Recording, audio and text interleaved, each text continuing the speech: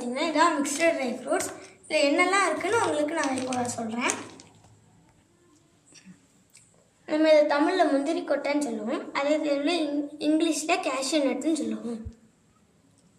இது தமிழில் பாதாம்னு சொல்லுவாங்க, இங்கிலீஷில் ஆல்மண்ட்னு சொல்லுவாங்க. இதை நம்ம வந்து செரிஸ்ன்னு சொல்லுவோம். இது இங்கிலீஷில் ஃபிக்ஸ்ன்னு சொல்லுவாங்க, தமிழில் அத்திப்பழம்னு சொல்லுவாங்க. இது வந்து கிவின்னு சொல்லுவாங்க, இங்கிலீஷில் பிளாக் ரைஸ்ன்னு சொல்லுவாங்க, தமிழில் கருப்பு உலர்ந்த திராட்சைன்னு சொல்லுவாங்க. இந்த மஞ்சள் உலர்ந்த திராட்சைன்னு சொல்லுவாங்க, இங்கிலீஷில் எல்லோ ரைஸ்ன்னு சொல்லுவாங்க. இதை வந்து பைனாப்பிள்னு சொல்லுவாங்க. எப்படி இங்கே